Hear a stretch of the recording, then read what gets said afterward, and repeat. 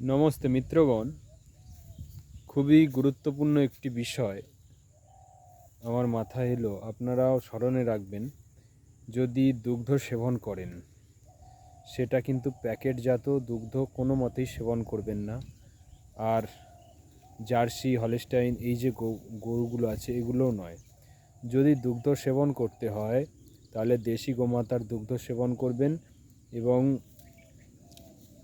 সেটা দেখতে হবে আমাদের যে সেই গোমাতার দুগ্ধকে তার বাচ্চাকে খাওয়ানো হচ্ছে কি, সেটাও দেখতে হবে। এবং সেই গোমাতাকে সে দুধের জন্য শুধু পালন করছে না তো, এটাও গুরুত্বপূর্ণ বিষয়। কারণ আপনি যদি আজকে দুধের জন্য সেই গোমাতাকে আপনি যদি দুধ খান আর সেই ব্যক্তি যদি শুধু দুধের জন্য গোপালন করে, তাহলে কিন্তু সে একটা সময় যখন দুধ দেবে না তখন কিন্তু সে গরুটাকে বিক্রি করে দেবে এবং সেই গোহত্যার দায় আপনি কিছুটা হলেও পাবেন।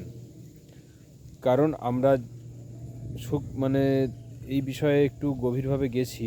তো এখানে গোবর গোমূত্রকে কাজে লাগানো, তা থেকে বিভিন্ন প্রোডাক্ট তৈরি এবং জমিতে চাষে ব্যবহার করা, এটা খুব গুরুত্বপূর্ণ বিষয়। এগুলো না করতে পারলে সে গোরক্ষা করতে পারবে না। তাই সেই বিষয়ে সচেতন হতে হবে আমাদের। এবং সেই গোমাতা যদি চড়ে খায় বিভিন্ন গাছগাছরা, সেই গোমাতার দুগ্ধের অনেক উপকার হবে। আর বর্তমানে সোশ্যাল মিডিয়া কিংবা প্রচারে আমি দেখি এক শ্রেণীর মানুষ কিন্তু গোমাতার দুগ্ধ পান করতে বারণ করে। ন্যাচুরোপ্যাথির আচার্য মনীষ এবং বাংলাতেও কয়েকজন ডাক্তারবাবু আছেন, তারা গোদুগ্ধ পান করতে বারণ করেন। তো এটা সম্পূর্ণ ভুল ধারণা। তারা হয়তো সঠিক বিষয়টা জানে না। কিন্তু আচার্য যে মনীষজি, তিনি বর্তমানে ওনার একটা ভিডিও দেখছিলাম, উনি বলছিলেন দেশি গোমাতা এবং সে চড়ে খাবে। এবং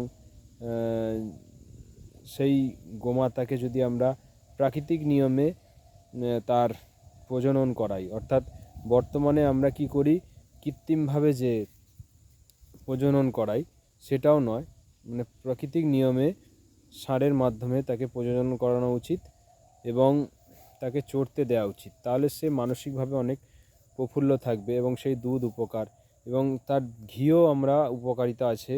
যদি বিলনা পদ্ধতি হয়, বিলনা পদ্ধতি আপনার কিভাবে হয় জানেন, একটু জেনে নিন। দুধকে দই করতে হয়, দই তারপরে দই থেকে মন্থন করা হয়, মন্থন করে সেটাকে যে মাখন তৈরি হয় সেটা থেকে আমরা ঘি তৈরি করি। সেই ঘি আমাদের শরীরের জন্য খুব উপকারী। পিত্ত অর্থাৎ গ্যাস অম্বল বেশি হলে আমাদের কিন্তু পিত্তকেও শান্ত করে ঘি। তাছাড়া সাইনাসের সমস্যা, যদি আমরা নাকে রাত্রে 1 ফোঁটা করে দিতে পারি গরম জলে, সেটাকে কাঁচের জায়গায় রেখে গলিয়ে নস্যঘৃত পাওয়া যায়, তো সেগুলো বিশাল উপকারী। আর আমাদের প্রাচীন ঋষি পরম্পরায় তো গোমাতার বিশেষ গুরুত্ব আছে। আর যজ্ঞে ঘি ব্যবহার হয়।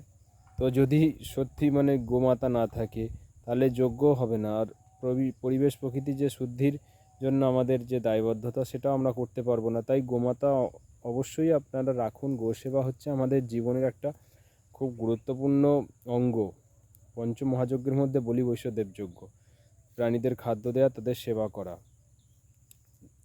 তো আর কৃষিকাজও সম্ভব নয়। আর মাটি যেভাবে খারাপ হচ্ছে, আমরা যদি প্রাকৃতিক খেতি বা ন্যাচারাল ফার্মিং না করি, আমাদের এই মাটিও ধ্বংস হয়ে যাবে। তাই আপনারা এই বিষয়ে একটু সিরিয়াস হন এবং আমি চেষ্টা করি মানুষের মধ্যে সচেতনতা করে তুলতে। আর গোমাতার প্রতি আমাদের দায়বদ্ধতা আছে, কারণ গোমাতার গোমূত্র আমরা যদি সকালে পান করি, সেই গোমূত্র আমাদের ক্যান্সার হবে না, আমাদের গ্যাস অম্বলে উপকার, চর্মরোগে কাজ হবে। গোমূত্রের ডাইরেক্ট দেশি গোমাতার গোমূত্রকে আমরা যদি 8 থাক কাপড়কে ছেঁকে থাক দিয়ে সেটাকে ছেঁকে যদি 30 ml 1 গ্লাস জলে মিশিয়ে খেতে পারি, বিশাল উপকার হবে। বাত পিত্ত কফ 3টে যে প্রকৃতি আছে সেটা ব্যালেন্স হয়ে যাবে। এবং আমরা যদি দুধ পান করি, আমাদের শক্তিশালী একটা জিনিস। আর ঘি আমরা নাকে দিলে উপকার আছে, মস্তিষ্কের থেকে শুরু করে হার্টের সমস্যা এগুলোতেও কাজ হয়। এবং একটা খুব পুষ্টিকর খাবার হচ্ছে ঘি, সাত্বিক আহারের মধ্যে। তো এটাকে আমাদের কিন্তু ছাড়লে হবে না। যে যাই বলুক আপনারা এই বিষয়ে একটু গবেষণা করবেন, আর কোনো ব্যক্তি বিশেষের কথায় প্রভাবিত হবেন না। আচার্য প্রশান্তজি, যিনি ভেগানবাদের প্রচার করেন, এবং ভেগানবাদ ডাইরেক্ট একদম দুধ খেতেই বারণ করা হয়। তো এটা একদম সম্পূর্ণ মিথ্যে কথা। এই প্রবঞ্চনায় পা দেবেন না আপনারা। এটাও একটা ষড়যন্ত্র। মানে আমাদের দেশি গোমাতাকে ধ্বংস করে দিয়ে জার্সি হলস্টাইনকে ঢোকানো হয়েছে, এটা প্ল্যানিং করে, এবং ধীরে ধীরে আমাদের সংস্কৃতিকেও নষ্ট করে দেওয়া হচ্ছে। ওম নমস্তে, জয় গোমাতা।